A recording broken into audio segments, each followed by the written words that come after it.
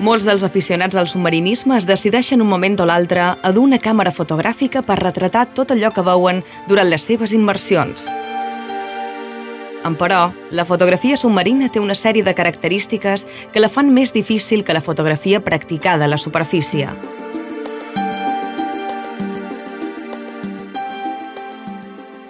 La fotografia submarina és una modalitat més de la fotografia de natura.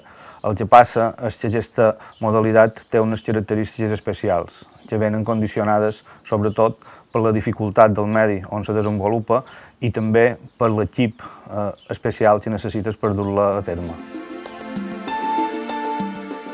En primer lloc, és necessari que el buixejador compti amb una certa experiència. Per poder-se centrar en la fotografia, ha de dominar perfectament el funcionament de la resta de l'equip. És important controlar la flotabilitat i saber estar aturat sense fer malbé els fons marins. El submarinista ha d'haver superat la inseguretat que provoquen les primeres immersions i ha de conèixer bé l'equip i el fons de la mà. A partir d'aquí es pot començar a pensar quin tipus de càmera i accessoris s'adapten millor als seus interessos, necessitats i pressupost. La modalitat fotogràfica submarina que dona millors resultats i la que està més estesa és la utilització d'una caixa estanca que permet ficar-hi a dins una càmera, ja sigui analògica o digital, i combinada amb una sèrie d'accessoris com poden ser cúpules i objectius, permeten assolir els mateixos resultats que se poden tenir a la fotografia terrestre.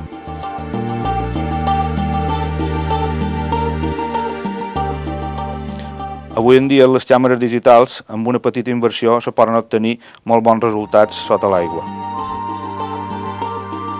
La caixa estanca té una sèrie de comandaments que poden ser electrònics o mecànics i que ens permeten accedir a les funcions de la càmera. Així, podem enfocar, controlar el diafragma, el zoom i finalment disparar. L'òptica també és molt diversa i diferent segons els tipus de fotografia que volen fer. Els objectius macro són els adequats per retratar els petits organismes submarins. El Mediterrani ofereix aquí una immensa possibilitat de formes i colors. El gran angular permet fer bones fotos de paisatges o bancs de peixos. Per a uns bons resultats, no només influeix l'equip i l'experiència del fotògraf, sinó també la claretat de l'aigua. El principal hàndicap per a la fotografia submarina és la pèrdua de llum. Això fa que el fotògraf, a mesura que va baixant en profunditat, hagi de recórrer a tècniques d'il·luminació artificial. És per això que el flash és un dels estris principals a la fotografia submarina. Les bones fotos són també producte de l'experiència del fotògraf i els coneixements de les característiques, comportament i cicle vital de la fauna marina. Així mateix, és important que l'aficionat a la fotografia submarina respecti en tot moment l'entorn. Ha de tenir cura molt especialment a les coves i baumes. No ha d'alimentar els peixos per atraure'ls, ja que s'altera la seva alimentació, ni tocar o agafar les espècies més sensibles.